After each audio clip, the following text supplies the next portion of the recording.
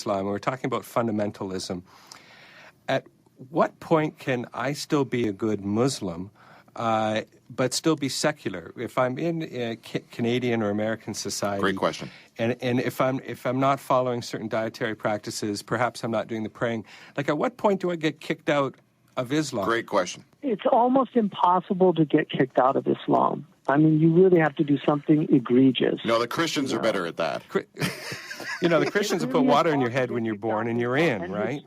Historically, it was all. We have a saying of Abu Hanifa, one of the great jurists of Islam from the 2nd century of the Islamic tradition, and the founder of the largest school of jurisprudence.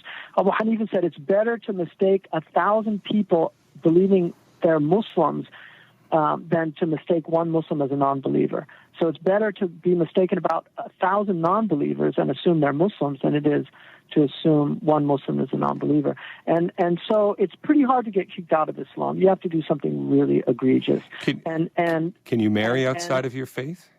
You can marry outside of your faith. Women are not allowed to marry outside of their faith because of the fear that they'll be converted by the husband. So that's traditionally been a prohibition.